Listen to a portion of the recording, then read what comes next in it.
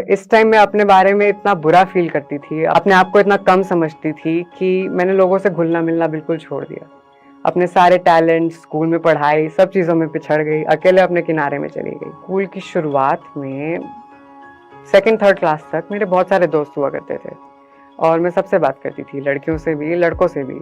और फिर अचानक 4th-5th क्लास में सब लड़कों ने मुझसे दूर रहना शुरू कर दिया। जब लड़के फील्ड्स पे जाके खेलते थे तो मुझे क्लास में रहकर स्केचेस बनाना ज़्यादा पसंद था और हम में कुछ ऐसे डिफरेंसेस आ गए थे कि हम एक दूसरे की कंपनी एंजॉय नहीं करते थे। और 6th-7th क्लास के अराउंड मैंने कई नए-नए वर्ड सुने जब लोगों ने मुझे मीठा, छक्का और सिक्सर बोलना शुरू करा। मैंने देखा कि लड़कों ने एक अजीब-सी दूरी बना ली थी मुझसे, इवन वो लड़के जो मेरे बहुत अच्छे दोस्त हुआ करते थे। अचानक से सबकी इमेज पे आ गया था मेरा दोस्त होना। कोई मेरे साथ दिखना नहीं चाहता था क्योंकि लोग उनके बारे में भी वही सोचेंगे और वही बोलेंगे जो वो मेरे बारे में बोलते थे। लोगों का दूर हो जाना फिर भी ठीक था क्योंकि उससे मैं किसी न किसी तरीके से मैनेज कर लेती थी, पढ़ाई थोड़ी ज़्यादा कर लेती थी या कोई को-करिकुलर एक्टिविटी कर लेती थी कि मेरे को दोस्तों की ज़रूरत महसूस ही ना हो।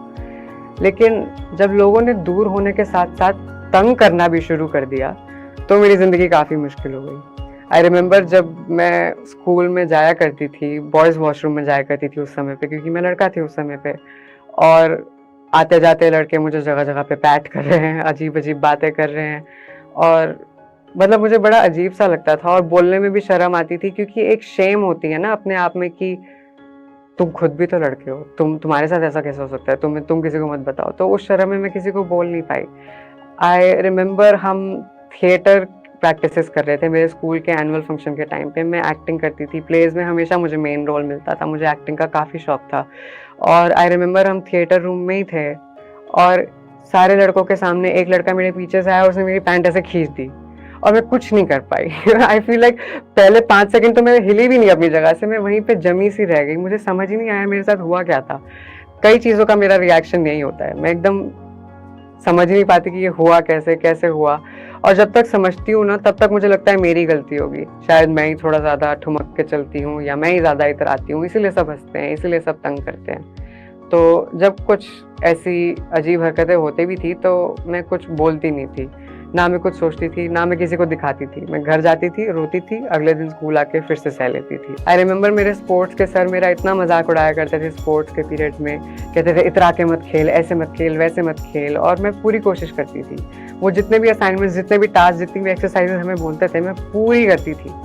उसके बाद भी एक दिन मैं अपनी एक्सरसाइज़ पूरी करके जब खेलने जा रही थी, तो उन्होंने ज़बरदस्ती मुझे पकड़ के बुलाया कि ए देव, इधर आओ। एंड देन उन्होंने ज़बरदस्ती मुझे लड़कियों के साथ एक्सरसाइज़ करवाई, जो कि मेरे लिए कोई प्रॉब्लम नहीं थी, सारी मेरी सहेलियाँ ही थी। बट उनका बोलने का तरीका और उनकी इंटेंशन मुझे नीचा दिखाने की थी।